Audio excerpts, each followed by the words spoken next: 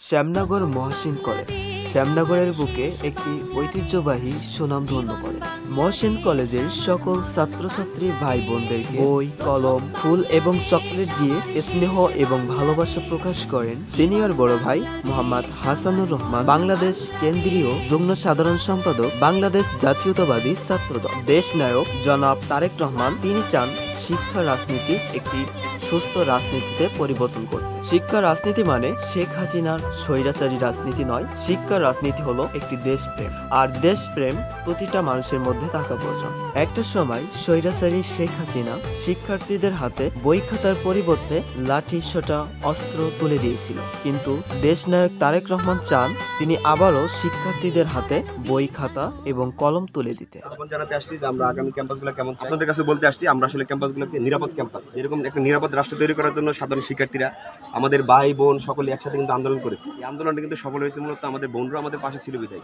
বিগত দিনে স্বৈরাচারী রাজনীতির জন্য ছিল না বড়দের সম্মান, ছোটদের স্নেহ, এবং শিক্ষা প্রতিষ্ঠান থেকে একটু একটু করে কলে কিংবা কৌশলে উঠিয়ে নেওয়া হচ্ছিল খেলাধুলা এবং শিক্ষার্থীদের হাতে দেওয়া হচ্ছিল মাদক। কিন্তু দেশনায়ক জনাব তারেক রহমান তিনি চান বড়রা ফিরে পাক সম্মান, ছোটরা ফিরে পাক স্নেহ এবং আবারও আগের মতো খেলাধুলায় লিপ্ত। আর এই উদ্দেশ্যকে সামনে রেখে তিনি প্রতিটা শিক্ষা প্রতিষ্ঠানে ফুটবল, ভলিবল এগুলা দিয়ে ছোট ভাই বোনদেরকে খেলা করতে উৎসাহিত করছে। খেলাধুলা সবার মধ্যে কি পরিবর্তন আনে সেটা জানো?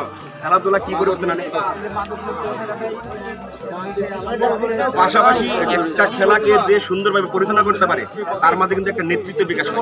আমরা চাই এই ক্যাম্পাসে প্রত্যেকটা ছেলে সক্রিয়ভাবে খেলাধুলা অংশগ্রহণ করবে এবং দেশের যে ক্রীড়াঙ্গন আছে সেখানে সবাই যার যার অবস্থান থেকে সবচেয়ে বেস্ট পারফরমেন্স করবে, মিলেমিশে খেলাধুলা করবা, পাশাপাশি লেখাপড়া নিয়মিত করবা।